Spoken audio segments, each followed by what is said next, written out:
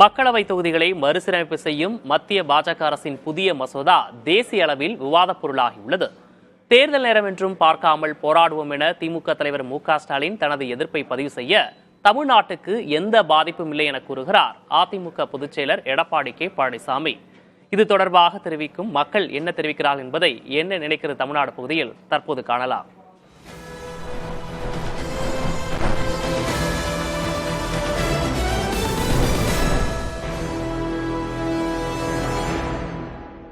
தென் மாநில எம்பிக்கு இல்லாமலே தனி மெஜாரிட்டியாக வட மாநில எம்பிக்களை மட்டும் வச்சு ஆளணுங்கிறத ஒரு குறிக்கோள் தான் இப்போ பிஜேபி எடுத்துருக்கக்கூடிய முடிவு மாதிரி எங்களுக்கு தெரியுது.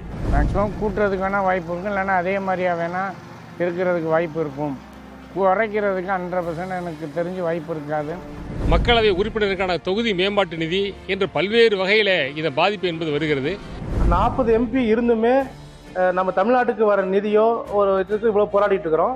இன்னும் இவங்க இந்த கணக்கெடுப்பு எடுத்து சட்ட மசோதாவில் கணக்கெடுத்து எம்பிக்களை குறைச்சா இன்னும் நம்ம மத்திய அரசுகிட்ட போராடிக்கிட்டே இருக்கணும். இது தமிழகத்திற்கு மிகப்பெரிய ஒரு துரோகம் என்று நாங்கள் கருதுகின்றோம். இது மறுவரையை பண்ணட்டா நமக்கு தொகுதி குறைஞ்சால் மக்கள் எல்லாருமே சேர்ந்து போராடுவோம். பாஜக ஆட்சி இல்லாத மாநிலங்களை தாக்குவதற்காக இந்த மசோதாவை அமுல்படுத்தியிருக்கிறாங்கன்னு சொல்லணும். முழுக்க நம் மக்களுக்கு நன்மை பயக்கக்கூடிய திட்டமா தெரியல. முழுக்க இது சர்வாதிகார தன்மையினுடைய வெளிப்பாடு. மற்ற அரசியல் கட்சி தலைவர்களும் இதுக்கு ஒற்றுமையா குரல் கொடுத்தாங்கன்னா தென் மாநில உரிமையை பாதுகாக்கலாம். இந்திய கூட்டணியை சேர்ந்தவர்னால மு.க.ஸ்டாலின் அவர்கள் தேர்தல்னாலும் பரவாயில்ல, தேர்தல் டைம் இருந்தாலும் பரவாயில்ல, நாங்க போராடுவோம் அவர் சொல்றாரு.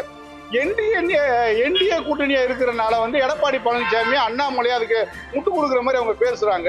குடும்ப கட்டுப்பாடு செய்து கொள்ளக்கூடியவர்களுக்கு புறம்போக்கு நிலங்கள் தருவது, இன்னும் பிற சலுகைகள் தருவது என்ற அடிப்படையிலே தமிழகத்தில் மக்கள் தொகை கட்டுப்படுத்தப்பட்டது.